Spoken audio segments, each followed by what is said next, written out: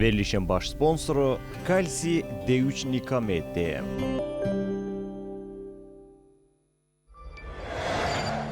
İdman həkimi, fizioterapevt Fərid Səlimovun sponsorluğu ilə Ay Həkim verilişinə baxırsınız.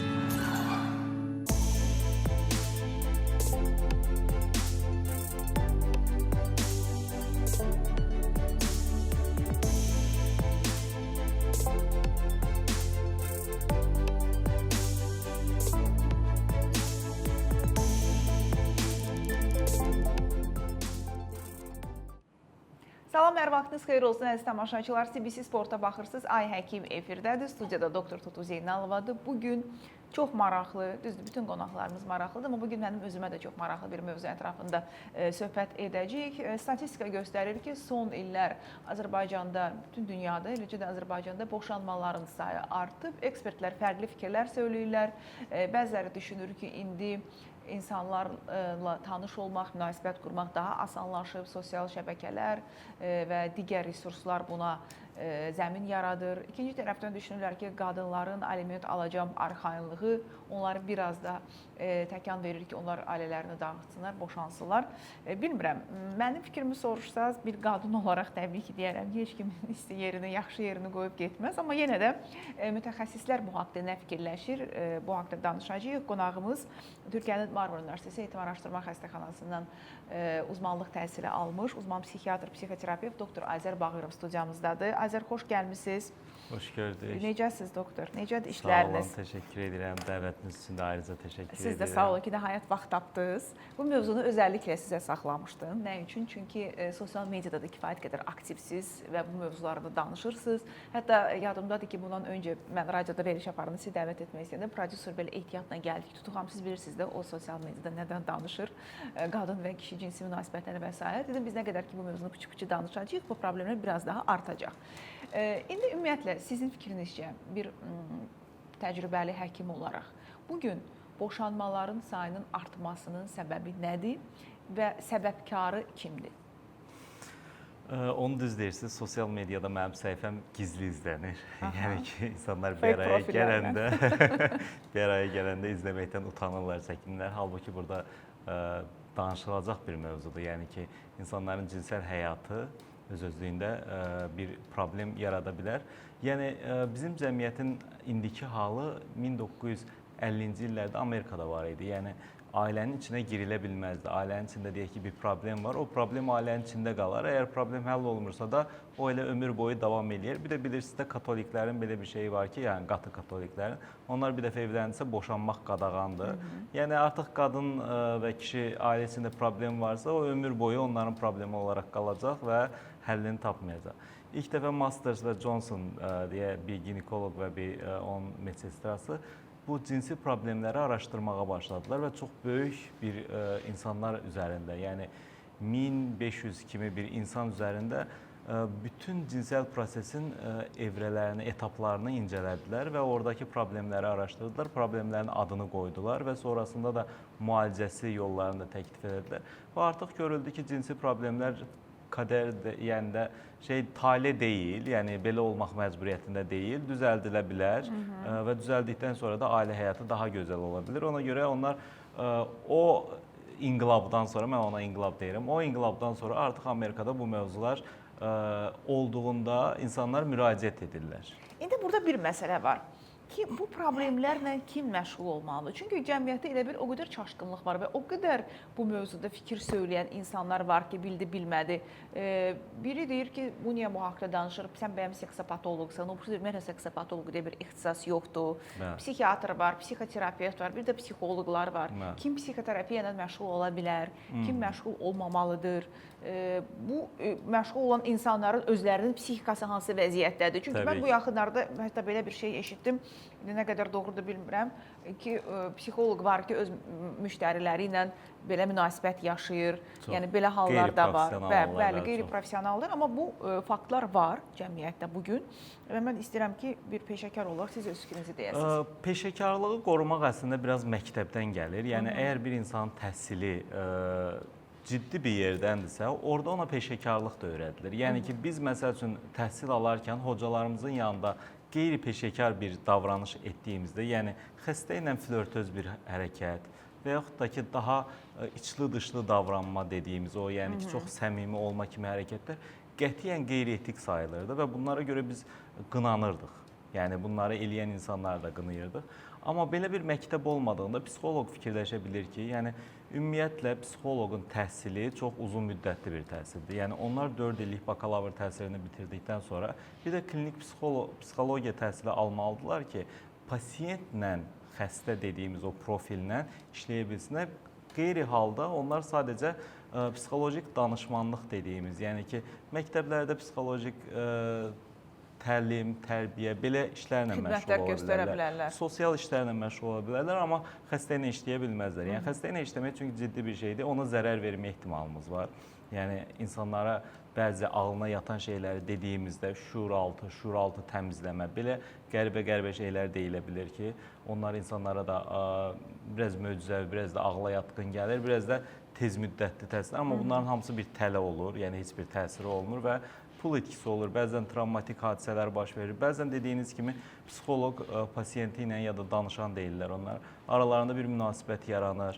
Bəzən hətta, məsəl üçün görürəm, psixoloq olmayanlarda daha çox görürüm, özünü psixoloq elan eləyənlər. Gecə yatır, səhər durur, bəlkə psixoloq olub.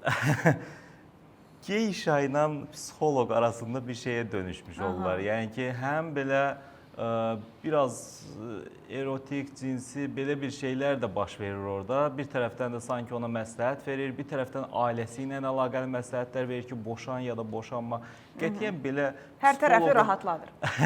Pasiyenti belə demək olar. Bu şəkildə yönləndirməsi qətiyyən olmaz, mümkün deyil. Qeyri-etikdir. Qeyri-etikdir və hətta bəzən, məsəl üçün, bunlar məhkəmə mövzuları ola bilir Amerikada. Bizdə olmur, amma Amerikada ola bilir. Təhsilsiz psixoloq sayısı da Azərbaycanda çoxdur. Yəni mən bakalavr təhsilinin belə olmadığı psixoloqlardan danışıram ki, öz-özlərini psixoloq elan eləyiblər, sosial mediada aktivdirlər, bəzi xarici cazibədarlıq kimi şeylər istifadə edirlər, bəzi danışıq tərzlərində belə flörtöz danışıqlarla insanları cəlb edirlər. Daha dərin gedim ki, pasiyentlərini şantaja qədər aparırlar. Bəli, şantaj halları da olur. Yəni halbuki bu xəstə məhrəmiyyətinə girir. Yəni xəstə ilə danışılan şeylər, məndə məsəl üçün olur pasiyentlərim yaxınları, deyək ki, yoldaşı, aralarında bir nifaq var. Yoldaşı mənim pasiyentim olan qadın haqqında məlumat istəyir və bunu səhv yöndə istifadə edəcəyini mən görürəm. Onu vermirəm. Yəni ki, qətiyyən burada məhkəmə qərarı olmadan mən xəstəmin məlumatını onun istəyi xaricində heç kimlə paylaşa bilmərəm. Bir var psixiatr, həkimdir. Bir var psixoloq, onlar həkim deyil, dərman yazmaq yəni ixtiyarı yoxdur. Bir məsələ də var ki, mən müraciət eləmişəm psixiatra və ya psixoloqa. Burada pasiyentin hüquqları necə qorunur? Psixoloqla və ya psixiatrla pasiyent arasında hansısa bir sənəd imzalanırmı ki, mənim burada paylaşdığım informasiya anonimliyini qoruyacaq? Və ya olmalıdırmı, yoxdursa? Yoxdur, amma qəbul olunmuş bir konfidensiallıq var. Yəni ki, pasiyent psixiatra, psixoloqa müraciət elədiyində orada danışdığı bütün şeylərin burada əgər birinə zərər vermək kimi bir nüans yoxdursa, yəni məsəl üçün psixoloqa gəlib birini öldürmək istədiyini deyirsə, o zaman psixoloqun bildirmək kimi bir məcburiyyəti var.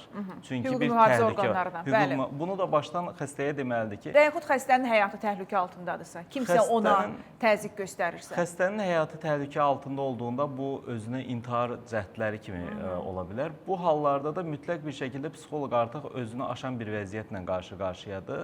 Orada artıq psixiatra yönləndirməlidir, yataraq xəstənin müalicəsi. Çünki özünü öldürmə riskinin qarşısını almaq ev şəraitində mümkün olmur. Ona görə də xəstəxanaya yatırılır. Bu xəstələrdə bilirsiniz necə olur? Özünü öldürmə düşüncəsi var, özünü öldürmə planı var, özünü öldürmə cəhdləri var və tamamlanmış intiharlar var. Yəni ki, bunlar çox fərqli şeylərdirlər. Bəzi insanlar, bir çox insanlar, məsəl üçün borderline xarakter xüsusiyyəti olan insanlar tez-tez əsəb sırasında özünü öldürmək kimi şeylər dilə gətirirlər. Bunu bəzən qorxutmaq üçün, ailəni qorxutmaq üçün edirlər. Bunlar bəzən cəhdlər şəklində də olur ki, yəni nə qədər ciddi olduğunu göstərmək üçün. Bəzən də şaka-maka deyirlər də, yəni ki, o səhv bir şəkildə elə bir dərman istifadə eləyir ki, o yan təsirləri, 5 tabletka belə yan təsirləri çox ciddi fəsadlar gətirib çıxara bilər. Belə halda yəni istəmədən məsələn ölüm baş verə bilər. Amma ciddi depressiya, dərin depressiyada olan bir şəxsin intihar düşüncəsi plan şəklindədir. Yəni onun beynində artıq dünya o qədər ağır gəlir ki, qurtuluşu sadəcə ölümdə görür. Ona görə planları var ki, elə bir ölüm seçim ki, sonuçlanan, yəni ki, orada şikəst qalmayım, orada deyək ki, qaraciyərim çatışmazlığı yaranıb ömür boyu xəstə qalmayım və insanlar da məni önləməsinlər, qabağımı da almasınlar. Ona görə çox gizli eləyirlər. Və hətta intihara, depressiv xəstə məsələn çox vaxt bədbin, özünə qapanıq görə bilərsiniz. İntihar qərarını vermiş xəstə birdən açıla bilər. Yəni ki, biraz əhval-ruhiyyəsi sanki üzr istəyirəm. Biraz əhval-ruhiyyəsi sanki açılmış kimi görülə bilər. Evdəkilər də elə bilər ki, o biraz yaxşılaşmağa doğru gedir. Halbuki artıq qərarını vermənin rahatlaması ilə bir yerdə bu intihar cəhdinə gedəcək. İntihar cəhdləri yəni bunlardan kənara yəni əgər xəstənin kiminsə həyatı təhlükədə deyilsə və xəstənin həyatı təhlükədə deyilsə, psixiatr və ya psixoloq konfidensiallığı qorumalıdır, anonimliyi qorumalıdır. Konfidensiallıq mütləq bir şəkildə qorunmalıdır. Çünki xəstənin özəlini paylaşmaq rahatlığı olmalıdır. Yəni xəstə psixoloqa, psixiatra müraciət etdiyində o dərin duyğularını, düşüncələrini paylaşmaq istəyir və burada bunu heç kimin bilməyəcəyini və bunun psixiatrla pasiyent arasında qalacağından əmin olmaq istəyir. Bu düşüncə mövcuddur əslində. Mən pasiyentlərdə görürəm ki, gəldiklərində bir-iki əmin olma suallarından sonra, yəni buradakılar konfidensialdır sualından sonra artıq çox dərin, rahat bir şəkildə bütün düşüncələrini ifadə etməyə başlayırlar. Yəni burada bir inam var ki, buradakı məlumatlar burada qalacaq. Amma sui-istifadə edən insanlar bunu pozurlar, yəni ki. Ona görə də burada məsələn mən deyə bilərəm ki, mən professional işimi görüm, mənə nə var başqa psixoloq, psixiatrlardan. Elə deyil. Bu bütün psixiatrların, psixoloqların imicinə pis təsir edir. Bəzən görürsən məclisdə filan kəs filan şeydir, filan kəslə görüşüb, psixoloqdur, amma yanına gələn pasientlərin əgər orada da ortaq kimisə tanışı varsa, yəni nəyi var, nə yox, açıb tökür. Belə bir şey deyim ki, psixoterapiya seansı elə bir seansdır ki, orada psixoloq, psixiatr çox doyurucu və xəstəni anlayan, dərindən anlayan bir insana çevrilir deyənə, ona qarşı müəyyən hisslər yarana bilir. Bu çox sıx baş verən bir şeydir, az da deyil yəni ki. Pasiyentdə ona qarşı müəyyən hisslər yarana bilər. Psixoloqa bunu etiraf da edə bilər, psixiatra etiraf da edə bilər. Burada da mütləq bir şəkildə o etik çərçivənin içində qalmaq çox vacibdir. Yəni ki, məsəl üçün, əgər psixiatr da, psixoloq da pasiyentə qarşı bir hissləri varsa, buna icazə vermə ehtimalı görürsə özündə, mütləq bir şəkildə bunu dayandırmalıdır, başqa bir həmkarına yönləndirməlidir. Yəni ki, bu çox önəmli bir etik şeydir, çərçivədir. Onun kənarına çıxmaq artıq işin bütün əhəmiyyətini itirməsinə səbəb olur. Yəni, bu o qədər bizə öyrədilir ki, yəni beynimizə o qədər oturudulur ki, bu təhsillər sürecində artıq bunun bizim həyat şeyimizə çevrilir. Rutinimizə. Ona görə deyirəm, məktəb görmüş psixiatr, psixoloqlar zaten bir mənimsəmiş və o həyat tərzini mənimsəmiş olurlar. Xəstənin problemlərini konfidensial saxlamağı bir avtomatik bir şeyə çevrilmiş olur. Digər tərəfdən biraz öncəki sualınızı cavablamaq istəyirdim, mövzu dağıldı. Psixoloqların hamısı bütün problemləri həll edə bilərmi deyə. Psixoloqların təhsili ümumi psixologiya təhsil edir. Amma biz psixoterapiya ilə məşğul olanda insanlar psixoloqla psixoterapevti də qatışdırırlar. Psixoterapevt o deməkdir ki, müəyyən terapiya üsulunu öyrənibdir. Bu ola bilər kognitiv davranışçı psixoterapiya, bu ola bilər dinamik psixoterapiya, bu ola bilər psixoanaliz, bu ola bilər hipnoterapiya, gestalt terapiya, interpersonal dediyimiz insanlar arası terapiya, bir sürü terapiya yöntəmləri var ki, bunlardan hər hansı birini təlimini alıb, bu təlimlər qısa müddətli təlimlər deyil, yəni ortalama 2 illik çəkən bir təlimdir və sertifikatlaşma ilə olan və ona terapevt ünvanı verilir. Cinsel terapiya da belə ayrıca bir terapiyadır. Cütlük terapiyası da ayrıca bir terapiyadır ki, orada da sən psixoloqsan, hamısını eləyə bilərsən. Mən də evliyəm, mənim də cinsəl həyatım var, məsləhətlər verin, belə bir şey deyil. Bəs bu seksapatoloq kimdir? Yoxsa yoxdur elə bir ixtisas? Seksapatoloq deyə bir ixtisas yoxdur. İxtisas yoxdur. Sovetdən qalma bir şeydir. Seksapatologiya dediyimiz şey cinsəl terapiya, cinsəl işləv bozukluqları. Yəni bu da psixiatriya və ya psixoterapevt. Bəli, bu təlimi almış. Yəni mən məsəl üçün bu təlimi CETAD-dan almışam. Türkiyədə belə bir qurum var ki, cinsəl terapiya təlimini verir və ondan sonra sertifikat verir ki, sən cinsəl terapist ola bilərsən. Oradan sertifikat aldıqdan sonra bu işlə məşğul olmağa başlaya bilərsən. Amma Azərbaycanda belədirmi? Deyil. Azərbaycanda hələ biz o qədər erkən etapdayıq ki, yəni bu insan həqiqətən psixoloqdurmu, deyilmi? Bakalavr təhsili varmı, yoxmu? Oradayıq. Bundan sonrasında hələ klinik psixologiya təhsili varmı, yoxmu? Ora gələcəyik. Ondan sonrasında hansı psixoterapiya təlimini alıbdır və bu 4 günlük, 5 günlük təlimlərdirmi, yoxsa ki, düzgün bir 2 illik bir modüllər şəklində olan bir təlimdirmi? Bunu alıbdırmı? Ondan sonrasında artıq elədiyi, yəni yenə də malpraktis deyirik də, yəni ki, işini yetərsiz görə bilər. Yəni, bütün təlimləri aldığı halda belə səhvlər edə bilər. Ona görə psixoloqlar, psixoterapevtlər sürəkli özləri də superviziya alırlar. Özləri də psixoterapiya alırlar. Özləri də psixoterapiya alırlar öz duyğularını başa düşmək üçün. Çünki o insanla münasibətə başlayır, orada bir münasibət başlayır. O münasibətdə nələr səndən qaynaqlanır, nələr qarşı tərəfdən qaynaqlanır, başa düşmək lazımdır və bu şəkildə öz duyğularını idarə etməyi öyrənmək və pasiyentə kömək eləmək lazımdır. Bunu öyrənmək üçün də terapiya təlimini almaq və superviziyalardan keçmək lazımdır. Yəni bundan sonrasında məsəl üçün Azərbaycanda bir hadisə oldu. Təlimli, təhsilli bir estetik cərrahiyyə edən, burun estetikası edən, rinoplastik edən bir cərrah malpraktis dediyimiz, yəni ki, bilgi yetərsizliyi, yəni işini düzgün etməmək kimi bir şeylə günahlandırıldı. Yəni belə bir şey ola bilər. Yəni bir insan bütün təlimləri olduğu halda belə səhv edə bilər və bunun da müəyyən deyək ki, qanunvericilikdə şeyləri olar, amma təsdiqlənər sonra olar. Yəni mən bunu orada düzgün qərar verilib, bu mənada demirəm. Təsdiqlənər və ondan sonrasında həkim səhvi var, həkim başdan sovduluğu var kimi qərarlar verilər.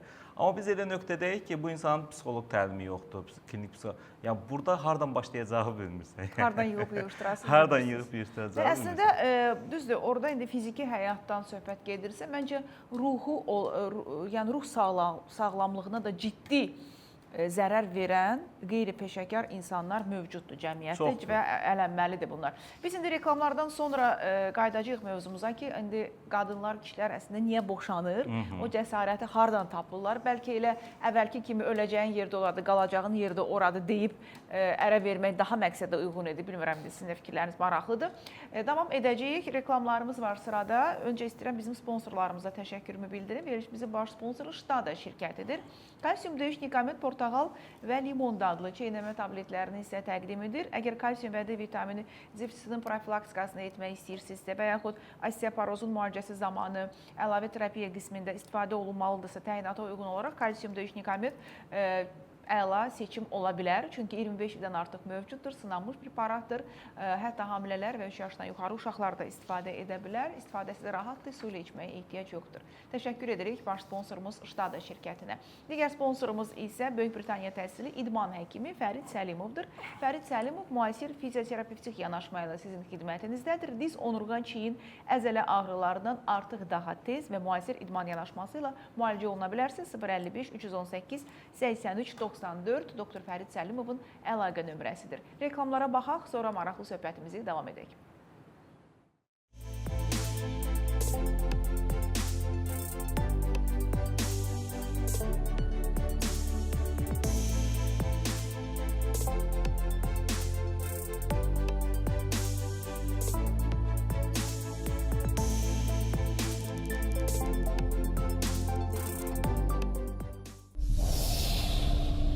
Verilişin baş sponsoru Kalsi D3 Nikamet.